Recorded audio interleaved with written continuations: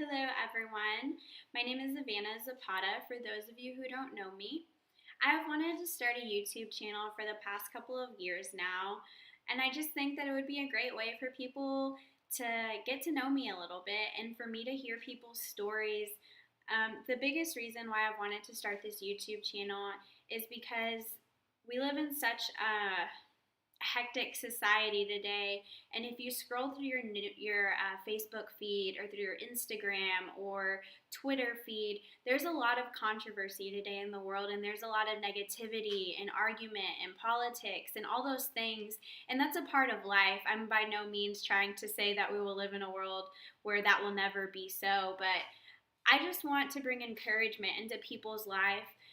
Maybe you'll stumble across this link by chance, and I hope that through listening to some of the stories that I share and just through some of the things that I'm learning in my own life as a 26-year-old female, that somebody might hear this and it might be encouragement for them. So even if it's just for one person out there who just needed to hear something encouraging for that day, then so be it. I love helping people, and that's the whole heart of why I do what I do. And so, yeah, so just going into that, that's just a little bit of why I'm starting this YouTube channel. If you follow, subscribe, that's awesome. Share it with your friends, share it with your family. I'm just hoping, like I said, that I can bring encouragement in a world full of negativity and with all the chaos going on, what better time than now, like I said. So, let me just tell you a little bit about myself for those of you who don't know me. I'm from a small town in West Texas called Midland, Texas. Just oil field, chaos, all that good stuff. Tumbleweeds, cotton. I moved to Dallas when I was 19 years old, which was about 7 years ago or so. I just really wanted to start over somewhere else because I had really just damaged my name in Midland. I was on a varsity cheerleading squad when I was a senior, and I had been going through a really hard time after a bad breakup, and I really just got involved with a lot of drug abuse, alcohol abuse, and I showed up intoxicated to a basketball game in my cheerleading uniform, and that cost me the spot on the varsity cheerleading squad. That caused a lot of hurt and confusion, I think, for my family because I had just overnight pretty much gone off the deep end. And a lot of that was just because I was hurting and I didn't really know what else to do. I hadn't yet become a Christian. And so, to make a super long story short, I was just really going through it. I was really depressed. I struggled a lot with thoughts of suicide. I just didn't really know if my life had a purpose or a meaning after that relationship was over. And so I came across some girl on Facebook who had sent me a message, and she happened to be friends with my ex-boyfriend. So I had met her maybe once, maybe twice, I don't remember, but I didn't really know her. And I just remember receiving a Facebook message from this girl, and her name is Brittany. Gosh, like that moment changed my life. And she sent me a message just reaching out to me and telling me that the Lord had really placed me on her heart and that he had a plan and a purpose for my life and that he really wanted to be the Lord of my life and that he had a plan that was greater than anything I could ever dream or imagine. And I just remember looking at my phone and laughing and throwing my phone down and thinking, there's no way that God wants anything to do with someone as broken as me.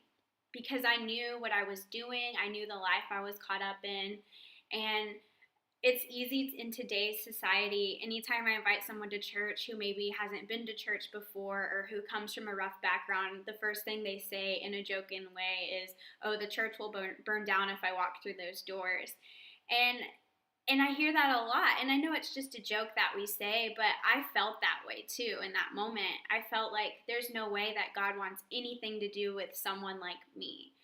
So, super long story short, like I said, I go to church with her, and I respond to the altar call, and I don't remember what the message was about, but the pastor invited people who wanted to have freedom in their lives and encounter God to the front of the altar, and I just remember running up there crying, so brokenhearted and so ready for something new in my life, and I didn't know what that thing was just yet.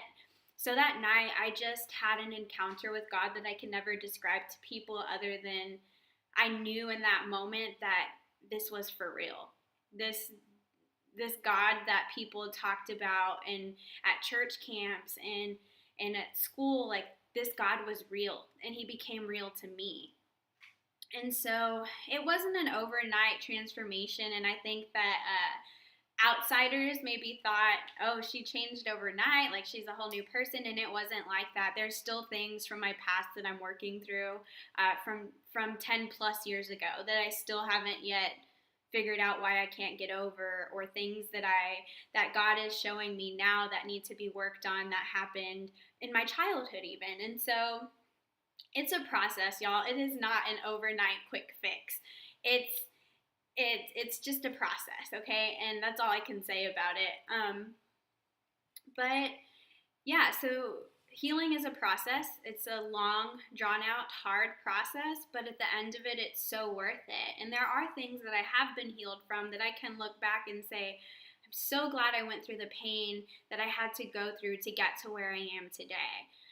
So I gave my life to the Lord at the age of 19, got baptized, moved to Dallas, worked here full time as a waitress at Buffalo Wild Wings for a year, moved back home briefly for a couple of months to save some money so that I could enter into a Bible program that I did for 2 years. Radically changed my life. I was able to learn how to have a relationship with God, how to read my Bible, how to spend time in prayer, doing evangelism, doing full-time ministry, and those sorts of things. And that helped shape a lot of my faith. And so I did that years ago. And now I am in full-time ministry as a teaching pastor at a local church in DeSoto, Texas. That in itself, y'all, is a miracle. I'll have to do just a whole video on how that even came about, because it is miraculous. It was just so God ordained. And so if you're part of my church family watching this, just know that you are an answer to my prayer, and I love you guys so much. So yeah, I have been very blessed in my walk with the Lord. It is really emotional for me because I know that I didn't do anything to deserve it, but that it was all because of God's love and his grace in my life. And yeah, so just be encouraged that if you're somebody who says, I'm not really into this church thing, I'm turning this channel off, please don't, because it won't just be about this. It's just, there's going to be so much encouragement in this, just for your day-to-day life. So a lot of what I'm going to talk about today is something that I've been working on in myself, and that's creating boundaries. I posted an Instagram post today, actually, about just creating the boundaries in our lives that maybe we would feel guilty about. So when I say boundary, automatically people would think, oh, she's talking about a dating boundary, like no sex before marriage or not kissing or whatever. I'm not talking about those kind of boundaries, although those are boundaries. I'm talking about just your day-to-day boundaries that you have in your friendships, with your coworkers, with your friends, with your boyfriend, with your girlfriend, whatever that looks like for you guys. For me, I am a big people pleaser. I don't like to say no to people because I have this fear that if I say no, that I'm hurting them. And I don't like to hurt people intentionally. So for me, I would say yes to almost everything, including, relationships, for example. If I knew I wasn't supposed to be in a relationship, a lot of the time I would be in it anyways because I didn't want to hurt someone. And those are just things that the Lord has tried to work on me and say, hey, like, if I say that something's not good for you, it's not good for you. And not every yes is ordained from God, every yes that you give. And so not every yes is the best yes, which is a great book, by the way, if you haven't read it. It's by Lisa TerKeurst. So I would say yes to opportunities or people who would need my help, and I would just find myself at the end of the day very burdened and very tired and very weary. And I'm still working through this, y'all. Like, like it's a fresh thing I'm working on, like very fresh. But in the past couple of weeks that I've tried to implement saying no even to small things that people have asked me to do in a loving way, not no, I'm not doing that, I'm too good. Just hey, like I don't really have the time for that right now. I really hope that you find someone that can help you though. And I'm learning this. I've been going to a counselor, and she has really helped me to develop these boundaries and to just say no and put my foot down sometimes. And it's not a selfish thing to say no. And a lot of the times, what I would feel when I can't say no because I'll just feel so bad, and then I'm going to hurt them, and then nobody else can do that. Nobody else can do the job. Only I can do it. And it's just like this lie that I believed that if I said no, that it would never get done, and that I'm a terrible person. I'm not a good Christian if I say no, because every good Christian should just say yes all the time. And that is a lie from the enemy. That's a lie from the devil, okay? Because it's just a way to make you tired and weary and burned out. And in that, when you're tired and weary and burned out, you're not happy, you're not fruitful, you're mean, you're bitter, and that was me, okay? Like, I know, like I have a bad attitude, I'm cranky, people don't like me because why? I'm drained, I'm tired, I'm burned out, I'm not full of God, I'm full of myself. And I thought in saying yes that I was honoring God, but really I was diminishing the plan and the purpose that He had for me in that moment. Because if He wasn't calling me to say yes to something, or if it really wasn't on my time frame or on my agenda or on my schedule or whatever, I'm just making myself weary, and in that I'm making God look bad because I'm not being fruitful. I'm being tired and cranky and all these things. And I've had to say no to some job opportunities. I've had to say no to people. I've had to unfollow people on social media because I was seeing things that were really stealing my peace and my joy, that were upsetting me. And it just came down to this choice that I was making. Savannah, do you need to be following these people on social media? Is that really life-giving to your spirit? Are you happy that your phone is blowing up all the time? Do you have to respond to these text messages right now? Like, can you put your phone on silent? Or, do you really have to have that second job? No, and so God just really has been teaching me how to say no in a loving way, and to say yes to the things that He's calling me to do, and to put my foot down, because I don't have to be beat around all the time. I don't have to be weary all the time. I can say yes to the things that I need to say yes to, and I can say no to the things that I need to say no to. And so I don't know if you're listening to this and maybe you're somebody that is a people pleaser and you're tired and you're exhausted, and you just find yourself in this empty place thinking, I'm doing so much for everyone else, but I feel so burned out. I would suggest that you step back from it and make a list of your priorities, make a list of the things that you need to get done. Absolutely. Your job is a priority, your kids are a priority, your husband, your wife, those are priorities. Okay, those aren't things that you can really say no to. Like, please don't listen to this and then tell your kid no that they can't eat dinner because you're just not saying yes anymore. No. I'm just saying, say no to the things that you don't need to say yes to all the time. So making a list, I'm a very visual person. So if I see something written out in front of me, then I can look at it, make a check mark, make a tally marker, like put this on this needs to get done, but it's not a priority right now list. And so just even touching on friendships, even in my friendships, I've had to really just dwindle down a little bit and silence my phone more often. Not stay on the phone for hours at a time with my friends. Not and not surrounding myself with negativity and people that maybe aren't uplifting to me. Those are other boundaries that I've had to create for myself. These aren't applicable to every single person, I understand, because we're all different. But for me personally, these are some of the things that I've had to do just so that I can stay sane and stay happy and be the best version of myself that I can be, and to really multiply my time, because I'm in school full time. I've taking 15 hours this semester. I'm working full time. The semester's over this week, praise God, because I'm just so over it. You know what I mean? And I'll have to do the same thing next semester. You know, I'll have a month long break in between, but next semester I'm gonna have to make a list of the things that need to get done and the things that I need to cut out, because that's just a part of life. I don't want to be a cranky, bitter 26-year-old girl who has, you know, all these things going on and really none of them are benefiting my life. I'm just doing them just to say that I did more on my list.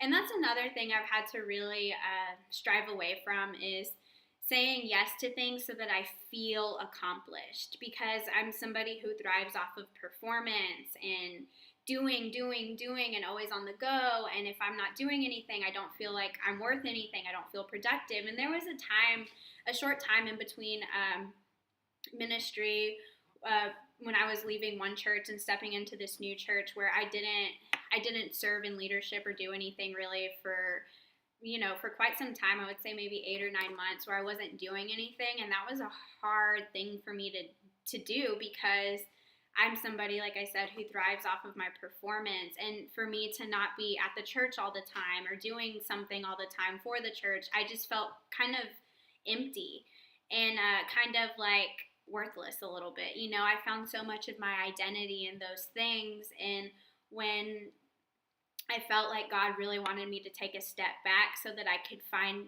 my identity and who He had called me to be, aside from my good works, it was a hard thing for me to do. But I'm so thankful that I did that, because now that I'm back in it full time, it's so fulfilling and so rewarding. But I know that if it were to be taken away at any moment, or if God would ask me to leave it at any moment, that my heart and my soul wouldn't be crushed by it, because it's not where my identity is. My identity is in the fact that I'm a daughter of God, and that He has a great plan and a great purpose for my life, whether I do all the time, or whether I'm resting in Him. Like, He still will do what only He can do. And so, yeah. And for those of you who aren't believers that are listening, boundaries are still very important in your life all the way around, because like I said, you don't want to be tired and weary all the time, and you shouldn't feel guilty for having to say no every now and then, or for turning your phone off for an hour a day so that you have some alone time, or going on that jog, or whatever you need to do to really fuel the passion in your heart. Then do it. Do those things. For me, recording this video right now, this is something that I've wanted to do. I should be doing homework, to be honest, but I want to do this, and this brings so much life to me. This isn't like another thing that I have to get done. This is something that is rewarding to me, that is fulfilling to me, and that is really stirring my passion up, because I'm able to help others, and I love doing that. This isn't something that I have to say no to. And so do something that really, that brings life to you. Like I said, whether that's writing a book, or recording a video on YouTube, or going for a jog, or whatever your thing is, do something that fuels your passion, and surround yourself with good, life-giving people that aren't constantly wearing you down. That is my biggest thing, is I see so many people surround themselves with people who are so negative and so raining on their parade all the time, and burdening them with all their issues. And you know what? Like, yes, we need to be there for one another as friends, and we need to hear each other out when we're going through things. But there is a big difference, and there's a fine line in between sharing things and helping each other through them, over somebody who's just constantly negative or nagging or raining on your parade. And so it's okay to create those boundaries, and it doesn't have to be in a mean way. Like I said, it doesn't have to be like, oh, you're too negative for me, gotta go, bye, T2IL. You're like, no. Like, doing things in a loving way, and just, hey, like, I'm not up to hanging out tonight, or hey, like, I think I'm just gonna stay in, or I'm gonna go have some coffee by myself, or, just not feeling guilty for saying no to things that you don't need to say, yes to. So all that to say, boundaries, they're very important, and whether you're a believer or a non-believer, they're still very necessary. So just make a list this week of the things that you need to get done, and don't feel guilty for saying no to certain things or for putting them on the back burner for things that can get done later, and focus really on yourself. Like, I don't mean that like be selfish. It's all about you. It's only ever about you, because I don't believe that, okay? I'm not saying to be selfish, but in some aspect, you do need to be selfish with your time and with your heart and with your soul. And if you're not selfish with those things, then that's when you become weary and burned out and exhausted. And even just touching on relationships, if there's, you don't need to follow your ex-boyfriend on social media if it makes you sad to see his post. You know what I mean? If you're a young girl listening to this, you don't have to do that to yourself. Or if you're, you know, it whatever is hurting you, you don't have to do those things. It's okay to unfollow people, and they might get hurt or offended, but at the end of the day, what's good for your soul? Uh, what's bringing life to you? Um, if you can handle those things, then great. You don't have to create those boundaries. But the boundaries that are affecting you and stealing your peace and your joy and those things, that's when you need to draw the line. If it's robbing you of who you were called to be, of being happy and joyful, and not to say that you won't go through things in life and that, you won't be sad every now and then. Okay, that's not what I'm saying. Okay, I'm saying just if it's robbing you, you don't need it, okay? Do things that make you happy, that bring passion to your life, and surround yourself with life-giving people.